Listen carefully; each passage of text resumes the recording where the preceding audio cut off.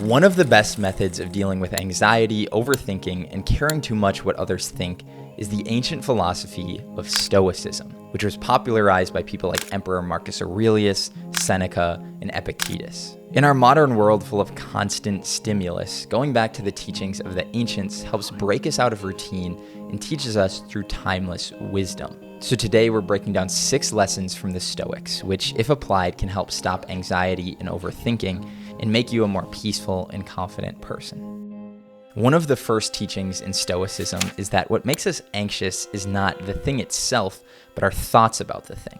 Your role model here, like in everything else, should be Jack Sparrow, who said, "The problem is not the problem is your attitude about the problem." But in all seriousness, Epictetus said, "Man is not worried by real problems so much as by his imagined anxieties about real problems." Imagine you break your arm and can't train for 3 months. You can either be pissed and angry about that, or you can look at it as an opportunity to study the mental game of training, or spend more time with your family. Simply changing your perspective can have a huge impact. Marcus Aurelius said, "Today I escaped anxiety," or no, I discarded it because it was within me, in my own perceptions, not outside. And since you guys know that I love examples, I'll drop some examples of positive reframes to common problems you might come across. At the same time, we're often anxious about things that never actually happen, which is why Seneca said, "He who suffers before it is necessary suffers more than is necessary." Don't waste energy worrying about something that hasn't happened yet. If it happens, you can deal with it then. This doesn't mean don't plan or prepare, but after you've thought it through for the 87th time, ask yourself, is this actually helping? Of course, there are benefits to being prepared, and in Lesson 3, we'll talk about some of the weird ways that the Stoics would mentally prepare themselves for hard times. In addition to changing your perceptions, the Stoics understood the value of action as an antidote to anxiety. In today's society, there's a lot of people saying, you're perfectly fine just the way you are. One of the reasons that audiences are responding to what I've been saying in my lectures and what I've been writing about is that I don't tell people that they're okay the way they are. No, I say, no, you could be way more than you are. And they're relieved about that, you see, because if you're in a dark and terrible place and someone says you're okay the way you are, then you don't know what to do about that. It's like, no, I'm not. I'm having a terrible time and I'm hopeless. You're okay the way you are. Well, then what? That's it? That's where I am? And what do you want to tell a young person? You're 17. You're okay the way you are. It's like, no, you're not. You got 60 years to be better. And you could be way better. You could be incomparably better across multiple dimensions. And in pursuing that better, that's where you'll find the meaning in your life.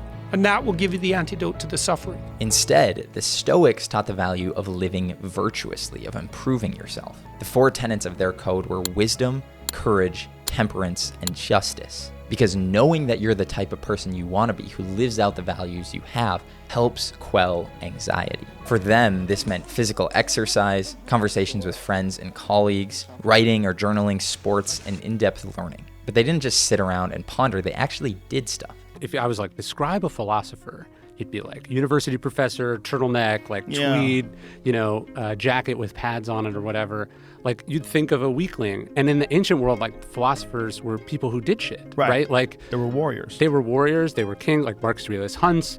There's an early Stoic who's a distance runner, one who's a boxer. And what I love when you really read the Stoic text is, like, their metaphors are all sport. It's wrestling and fighting and running and hunting because they did those things. And although many of the Stoics were very successful people, they taught the value of living a simple life. A similar idea is echoed here by C.S. Lewis. To be happy at home is the end of all human endeavor. The sun looks down on nothing half so good as a household laughing together over a meal, or 2 friends talking over a pint of beer, or a man alone reading a book that interests him. And that all economics, politics, laws, armies, and institutions, save insofar as they prolong and multiply such scenes, are mere plowing the sand and sowing the ocean, a meaningless vanity and vexation of spirit. For them, this also meant that the answer isn't somewhere else, it's within you. Seneca said, if you really want to escape the things that harass you, what you're needing is not to be in a different place, but to be a different person. The Stoics taught that as much as we worry about worst-case scenarios, we don't spend very much time thinking through what would actually happen if they occurred. If you lost your job, or your business failed, or your girlfriend broke up with you, it would be bad. but almost always you would be okay. You can get another job, even if it takes a while to find one, or you can work on yourself and get a new girlfriend. The Stoics called this practice negative visualization, which is running through the exact worst case scenario and how you'd respond to it if it happened. This helps reduce anxiety because you know if you'll be okay even in the worst case scenario, then nothing can hurt you. Plus, most of the time, the actual worst case scenario doesn't happen. However, this doesn't mean to be pessimistic, but to use this negative visualization practice every once in a while to mentally prepare yourself. But the Stoics went further than just visualizing negative scenarios, and in this way, they would have made David Goggins proud. They regularly practiced voluntary discomfort, which meant voluntarily putting yourself into a worst-case scenario to build confidence that you could handle it if it happened. For example, the philosopher Cato would dress in the ugliest clothes possible and then walk around town, letting people make fun of him. At the end of the day, maybe it hurt a little bit, but overall, he was fine. So he knew if he ever lost all his money and had to wear dirty, cheap clothing, he'd be okay. Where can you practice voluntary discomfort? Some examples are sleeping on the floor, only eating beans and rice for a week, dressing in terrible clothing, or prolonged exposure in the hot or cold. If you want an easy way to apply this, we're opening up the first Warrior Philosophy Challenge. Imagine Navy SEAL Hell Week meets Stoicism. It's actually a good deal easier than Hell Week, but it gives you the right idea. Right now, we're keeping it to a small group of people who want to push themselves and apply the habits that we talk about on the channel. It starts October 28th, and it's $35 to join. There will be a link in the description and pinned comment if you want to apply. Despite living 2,000 years ago, the Stoics faced a lot of similar issues that we face today.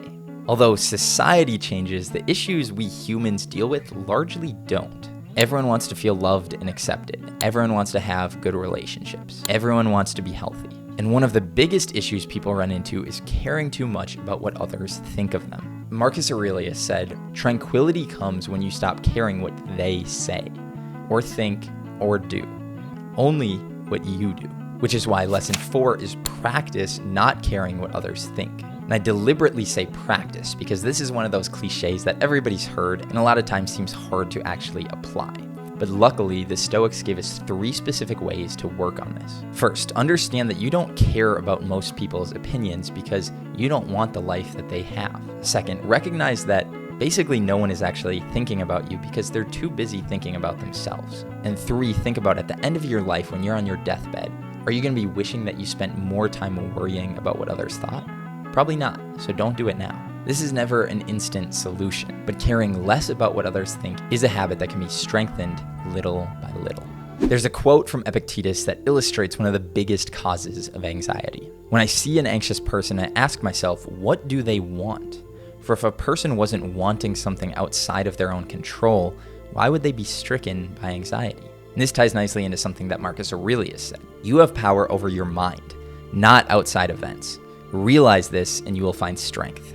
Often we worry too much about things outside of our control. You can control your driving, but not the traffic. You can control the effort you put in at work, but not your boss's decision to give you a raise. The Stoics teach that focusing on things outside of our control leads to constant stress and unhappiness because your life becomes a lottery. You're betting your entire well-being on a game of chance. You have no control over these things. Instead, it's better to act under the assumption that luck isn't real. And if you do get lucky, it's a happy byproduct of the work that you put in. Volume negates luck. You can try to be lucky and pick the one perfect thing and try and make it. If you don't want to try and be lucky, you can just do so much fucking work that you will brute force your way to figuring it out. Like if you do 1,000 podcasts, you'll be pretty fucking good at podcasts. So if you can focus on the things that you can control, namely your mind and your attitude, then you've done all you can and you can be satisfied. All that being said, there will be many times in your life where you end up stressed and overwhelmed. So the Stoics taught to limit your worry to the task at hand. Marcus Aurelius said, "Don't let your imagination be crushed by life as a whole. Stick with the situation at hand and ask, why is this so unbearable? Why can't I endure it? You'll be embarrassed to answer." If you focus on the task at hand, you're at least taking some action, which is part of the antidote, like we talked about in lesson 2. But at the end of the day, all of life is just focusing on one task and then the next and then the next over and over again. So if you can build that habit and not let one stressor ruin your entire day, you're in a great spot. The most important piece here is the Stoics taught that all of these ideas were practices to be worked on over and over again. No one's perfect. Marcus Aurelius had plenty of days where he talked about how he fell short, but he'd get up and do it again the next day. It takes time to work on the teachings that we covered today, so don't beat yourself up if you fall short, but dust yourself off and then do it again. Here are the 6 lessons from the Stoics. I'll see you next week.